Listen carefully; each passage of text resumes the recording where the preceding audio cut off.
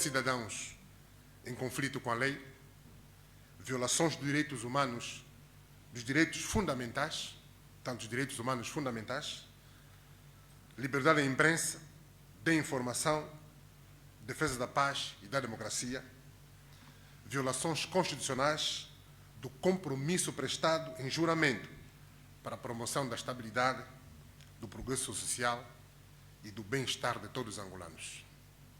A quinta parte é uma conclusão e a sexta e última parte, o pedido. Nas questões prévias, faz-se o enquadramento jurídico-constitucional da legitimidade dos subscritores para tomar a iniciativa. Descreve-se a natureza e objeto do processo e apresenta-se logo uma síntese do conteúdo do documento e da tramitação subsequente do processo.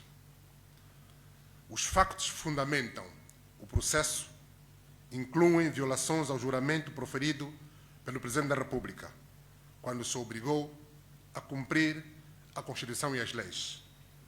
Violações específicas à Constituição, que atentam gravemente contra o regular funcionamento das instituições do Estado, designadamente da Assembleia Nacional, do Banco Nacional de Angola, do Tribunal de Contas, do Tribunal Supremo e outras instituições judiciais. Violações ao juramento proferido pelo Sr. Presidente da República para a defesa da paz e da democracia. E violações ao juramento proferido pelo Presidente da República quando se obrigou a promover a estabilidade, o progresso social e o bem-estar de todos os angolanos. Os factos citados são, na sua maioria, factos notórios, de conhecimento público, que não carecem de prova. Outros estão sustentados por atos oficiais do próprio Presidente da República, na forma de pronunciamentos, despachos presidenciais, diretivas e ordens. As provas incluem também relatórios e pareceres emitidos por outros órgãos do Estado. Ao todo, o documento identifica mais de 200 documentos de prova, incluindo diplomas presidenciais. Senhores jornalistas, da natureza do processo, a presente iniciativa enquadra-se no exercício da função política da Assembleia Nacional.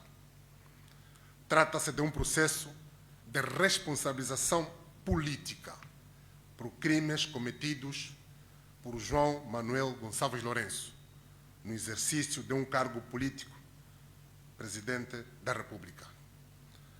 Não tem natureza penal, mas sim político-administrativa. O processo radica no significado histórico especial da expressão inglesa High Crimes Made Laws, que se transformou no padrão doutrinário de caracterização e avaliação da conduta de titulares de cargos políticos, passível de destituição, tanto impeachment, durante mais de 400 anos. Segundo a doutrina, no sistema presidencialista de governo, a conduta que pode levar à destituição do cargo não tem natureza penal, mas sim político-administrativa, o que reconduz à responsabilidade jurídico-política. O papel da Assembleia Nacional neste processo enquadra-se no exercício da função política, sendo exclusivamente político o juízo de valor exercido sobre os factos que o fundamentam. E quais são os factos que configuram crimes de violação da Constituição pelos quais se pretende acusar o senhor Presidente da República? Em primeiro lugar, importa referir que, segundo a doutrina, a caracterização formal de uma ofensa particular à Constituição é menos relevante do que a sua natureza, âmbito, motivação ou substância.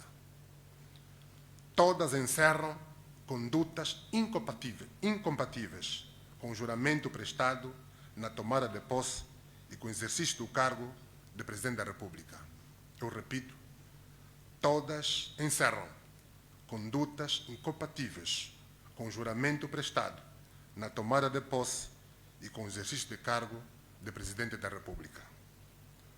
Os factos são mais de uma centena e estão todos descritos na secção 2 do documento, na secção 2ª do documento.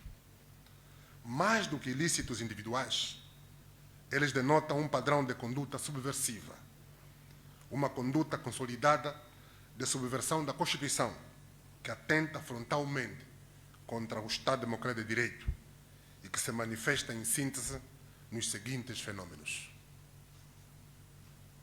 na estruturação e consolidação de um partido-Estado autoritário no lugar do Estado Democrático de Direito constitucionalmente consagrado, nas violações sistêmicas do princípio da supremacia da Constituição, nas violações aos direitos e liberdades fundamentais dos cidadãos, na existência, utilização, funcionamento e sustentação de esquadrões da morte por órgãos ou agentes do Estado, na captura do Estado por grupos de oligarcas,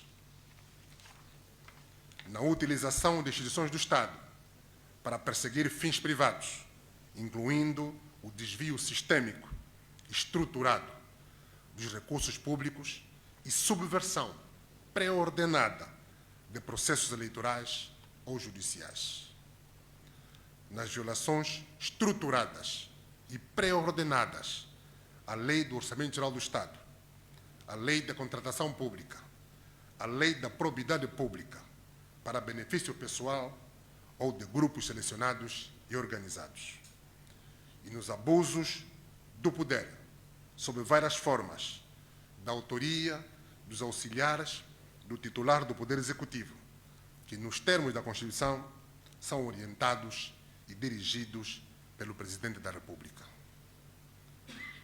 O documento destaca, em particular, que o Presidente da República, em funções, subverteu o processo democrático, tendo consolidado no país um regime autoritário que atenta contra a paz e contra os direitos fundamentais dos angolanos. O presidente João Lourenço dirige e controla uma oligarquia que capturou o Estado e utiliza as suas instituições para subverter o sistema constitucional do governo, promover a desvalorização do Sistema Nacional de Educação e Ensino, a aculturação estruturada da juventude, a dilapidação estruturada dos recursos nacionais, o empobrecimento das maiorias e a insustentabilidade da coesão e do progresso social. Esta conduta viola a Constituição, porque ofende a dignidade da pessoa humana, impede a concretização da independência nacional e atenta contra a construção da paz social e da unidade da nação. O processo de captura do Estado pela oligarquia manifesta-se principalmente na existência factual e consolidada de um partido-Estado que, na prática, afirma-se e atua como a Constituição real, lei suprema ou simplesmente orientações ou ordens superiores. E a quem são dirigidas as ordens superiores? Dirigem-se a todos os órgãos do Estado, incluindo a Presidência da República, os tribunais de primeira instância, os tribunais da relação, os tribunais superiores, a Procuradoria-Geral da República, o Ministério das Finanças, a Comissão Nacional Eleitoral e os órgãos de defesa, de inteligência e segurança do Estado. Ou seja, há um outro Estado acima da Constituição que é dirigido, mantido e controlado pelo Presidente da República enquanto Presidente de uma oligarquia. O Presidente da República não só falhou no combate à corrupção, mas foi literalmente absorvido por ela. O Presidente da República transformou o Estado angolano em agente corruptor que promove, estrutura, alimenta e institucionaliza a corrupção, tanto a corrupção ativa como a passiva. O Estado dirigido pelo Presidente da República utiliza departamentos ministeriais, estruturas da administração pública, organizações sociais, conglomerados empresariais ligados ou dependentes do Partido do Estado e também estruturas do Partido do Estado para promover o tráfico de influência, exportar ilicitamente capitais, promover monopólios, minar a sã convivência, subverter a democracia, denegar a justiça e minar a integridade das instituições da República. O Presidente da República concretiza estes atos ilícitos das mais diversas formas, incluindo a contratação fictícia ou a superfaturação de serviços públicos, a utilização de linhas de crédito intergovernamentais para o pagamento fraudulento de serviços que escapam à sã concorrência, a concessão e subscrição de garantias soberanas do Estado para assegurar ilícitos comerciais, privados ou negócios consigo mesmo, a validação de dívidas internas falsas ou fraudulentas, o recurso ao nepotismo na nomeação de titulares de cargos públicos, com o objetivo de assegurar a captura de instituições públicas por agentes influentes da oligarquia.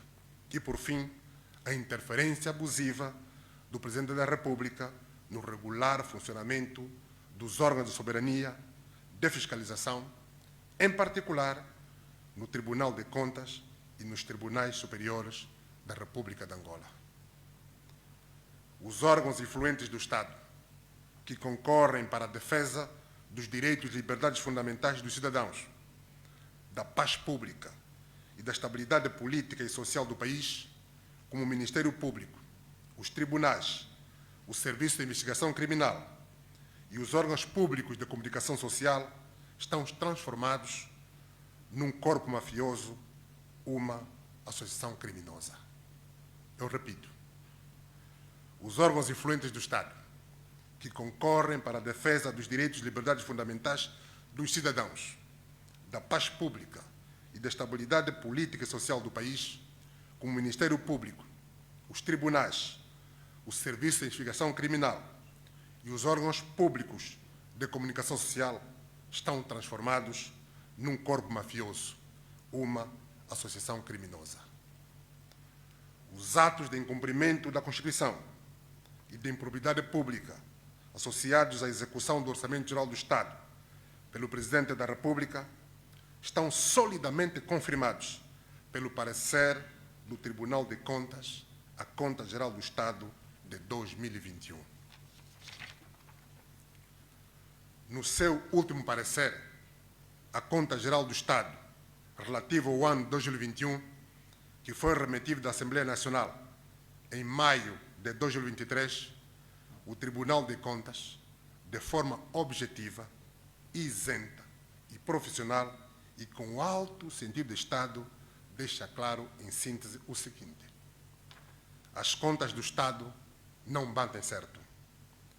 A situação financeira e patrimonial real do Estado é desconhecida. A lei do Orçamento Geral do Estado foi sistematicamente violada. Os limites orçamentais de endividamento aprovados pela Assembleia Nacional não foram respeitados pelo Presidente da República. As boas práticas de gestão e os mecanismos de controle e reportes estabelecidos para a boa execução do orçamento não foram, mais uma vez, observados por uma parte considerável dos gestores públicos, a começar pelo titular do Poder Executivo. Há diferenças significativas e não explicadas entre as operações de crédito no Orçamento Geral do Estado e o balancete estático relativo aos bilhetes e às obrigações de tesouro. Os princípios que concorrem para a boa governação e que foram recorrentemente violados na execução do Orçamento Geral do Estado de 2021 são o princípio da legalidade e o princípio da disciplina e da transparência financeira. As violações à Constituição e à legalidade da parte do senhor Presidente da República são comprovadas e atestadas pelo plenário do Tribunal de Contas. São factos notórios. Eles são tão evidentes e recorrentes que levaram o Tribunal de Contas a escrever o seguinte no início do seu parecer.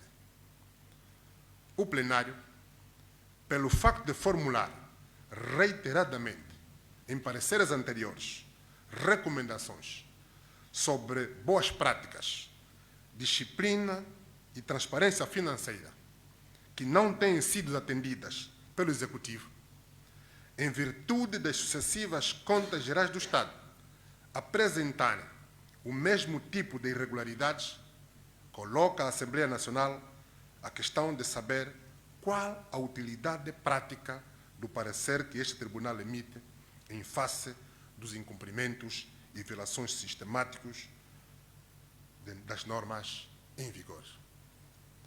O Tribunal pergunta qual a utilidade prática do parecer que este Tribunal emite em face dos incumprimentos e violações sistemáticos das normas em vigor. Povo angolano, senhoras e senhores jornalistas, é importante reter ainda que Vossas Excelências têm um papel pedagógico neste processo. Por constituir novidade e na ausência de qualquer regulamentação processual específica, o processo político que a presente iniciativa vem despoletar deve ser governado apenas pela Constituição e pela doutrina. Importa frisar, mais uma vez, que o objetivo do processo conducente à destituição do Presidente da República não é a punição pessoal. A sua função é, essencialmente, manter o sistema de governo constitucional. Para o efeito, ele visa abordar, conter, parar ou remover imediatamente uma ameaça ao sistema de governo, por via da destituição do cargo e possível desqualificação para ocupar cargos futuros. O padrão de conduta continuada, o concurso de ações inerentes à cultura de subversão do sistema de governo constitucional e a cultura subjacente de corrupção das suas instituições é que constituem, sem qualquer dúvida razoável, a principal violação da Constituição que atenta gravemente contra o Estado Democrático de Direito, contra a segurança do Estado Democrático de Direito e contra o regular funcionamento das instituições pelo Senhor Presidente da República. Senhores jornalistas, senhoras e senhores, é por demais evidente que o Estado faliu. O governo esgotou suas capacidades. A vida está difícil e o país precisa de resgatar a esperança para a construção do futuro. Os angolanos não têm dúvidas nenhumas que o Estado angolano foi capturado por uma oligarquia dirigida pelo Presidente da República e, por isso, deixou de ser uma pessoa de bem. O país precisa de uma nova liderança. Angola precisa de novas lideranças para os seus vários poderes. Povo angolano, senhoras e senhores jornalistas, o que vem a seguir, depois do processo dar entrada, o que teremos no país?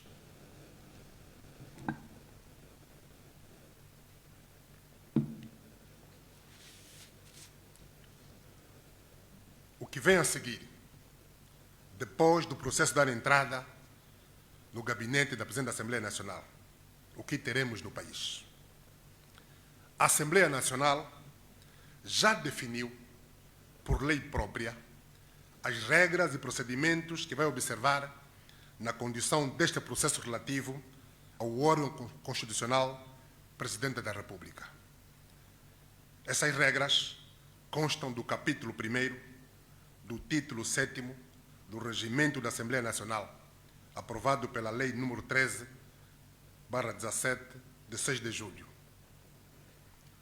O recente acórdão do Tribunal Constitucional, número 845, de 2023, que declara inconstitucional o Decreto Presidencial número 69, de 2021, que autoriza os tribunais e o Ministério Público a ficarem com 10% do valor dos bens arrestados preventivamente nos processos em que tenham intervenção direta, vem reafirmar que os órgãos de soberania da República de Angola não podem simplesmente fazer o que lhes vem à cabeça. Todos devem agir em conformidade com a Constituição, que é a lei suprema do nosso país. Não temos dúvida nenhuma que, neste aspecto, a senhora Presidente da Assembleia Nacional vai seguir à risca a Constituição e a lei regimental da Assembleia Nacional. Nos processos relativos ao Presidente da República, tanto nos processos de renúncia como nos processos de destituição, ninguém na mesa da Assembleia Nacional tem qualquer poder para reverter ou bloquear uma proposta de iniciativa apresentada por quem tem legitimidade para o fazer. Recebida a proposta, a Assembleia Nacional não faz mais nada. Para tudo para resolver o assunto. A lei manda o plenário da Assembleia Nacional reunir-se de urgência. Para quê? Não para instituir ou não o presidente, mas para organizar o processo. Tem de haver um processo. A senhora Presidente da Assembleia Nacional convoca o plenário para se reunir de urgência e criar poder de liberação em votação secreta, aprovada por maioria absoluta dos deputados em efetividade de funções, uma comissão eventual a fim de elaborar relatório parecer sobre a matéria no prazo que lhe for fixado. Maioria absoluta significa o primeiro número inteiro superior à metade dos deputados em efetividade de funções. Havendo 220 deputados em efetividade de funções, a decisão é tomada por pelo menos 111 votos. Havendo 218 deputados em efetividade de funções, a decisão é tomada por pelo menos 110 votos. A composição da comissão eventual deve atender às regras de representação proporcional. Concluído o relatório parecer, a Presidente da Assembleia Nacional convoca uma reunião plenária extraordinária no prazo de 72 horas para se pronunciar sobre o mesmo. Discutido o relatório parecer, o plenário aprova por votação secreta a resolução sobre a matéria por maioria de 2/3 dos deputados em efetividade de funções, devendo, após isso, ser enviada a respectiva comunicação ou petição de procedimento ao Tribunal Supremo para o eventual processo criminal e ao Tribunal Constitucional para efeitos de verificação da conformidade do processo de destituição deliberado pela Assembleia Nacional. Os trâmites inerentes à conclusão do processo de destituição do Presidente da República têm prioridade absoluta sobre todos os demais assuntos da Assembleia Nacional e devem ser concluídos no prazo máximo de 120 dias, contados da data da recepção da presente iniciativa. Portanto, o prazo começa a contar hoje. Povo angolano, nós, deputados do povo, que subscrevemos o documento, estamos cientes de que a presente iniciativa traduz a vontade geral da vasta maioria do povo angolano, na qual se funda a República de Angola, e que a mesma se justifica plenamente para parar a subversão e restaurar o sistema de governo consagrado pela Constituição. Esta maioria inclui naturalmente jovens e idosos, homens e mulheres, de todas as profissões, de todas as filiações políticas e religiosas, de todas as origens sociais e condição econômica. Estamos convictos que, agindo deste modo, correspondemos aos anseios da liberdade, justiça e paz dos angolanos e cumprimos o juramento que prestamos a quando da tomada de posse, tendo como objetivo a salvaguarda da dignidade da pessoa humana numa sociedade justa, democrática e reconciliada consigo mesma. No final do documento, solicitamos aos outros deputados da Assembleia Nacional, enquanto instituição, o seguinte: que o senhor Presidente da República, João Manuel Gonçalves Lourenço, seja destituído do cargo de Presidente da República de Angola por maioria qualificada de 2/3 dos deputados à Assembleia Nacional em efetividade de funções, mediante votação secreta, nos termos da linha B do artigo 159 do Regimento da Assembleia Nacional. Segundo, que o processo, incluindo a presente proposta de iniciativa e resoluções a aprovar pela Assembleia Nacional, seja remetido aos tribunais competentes para efeitos de verificação da conformidade do processo e de eventual responsabilização criminal nos casos previstos pela Constituição e pela lei.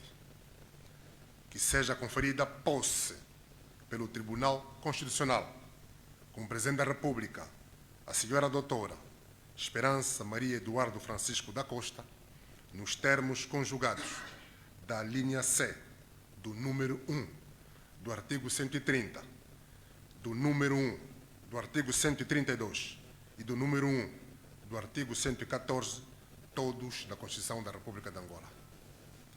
Que seja designado pelo MPLA para a tomada de posse o novo vice-presidente da República, dentre os deputados eleitos pelo Círculo Nacional da mesma lista, nos termos do número 1 do artigo 132-A da Constituição da República de Angola. Senhoras e senhores jornalistas, povo angolano, esta é a síntese do documento da proposta de iniciativa de acusação e destituição do Presidente da República, que será entregue hoje, dia 12 de outubro, no gabinete da senhora Presidente da Assembleia Nacional. Aqui chegados, cumpre-me transmitir uma palavra de esperança, um apelo patriótico aos cidadãos que militam no MPLA. Não há razões para ficarmos tristes, nem para nos sentirmos órfãos. Coloquemos Angola em primeiro lugar. O processo não é contra o MPLA, não é contra os deputados eleitos pelo MPLA, nem contra a pessoa do presidente do MPLA. É contra uma conduta, é contra ilícitos constitucionais. Vivemos um tempo novo, tempo para tomar decisões positivas para o resgate da esperança, na salvação coletiva e na construção do futuro de todos nós. É tempo para abraçar a vida, ganhar coragem e rejeitar o medo e a desconfiança que nos conduziriam ao suicídio coletivo. Saibamos aproveitar os momentos decisivos que a história nos oferece para evitar os erros do passado e unirmos-nos na construção do futuro. Vamos resgatar a esperança e abraçar a vida em união. Angola de todos ainda está por nascer. Angola tem muitos capítulos da sua história para escrever, novas lideranças para emergir e muitas vitórias para comemorar. São vitórias nacionais,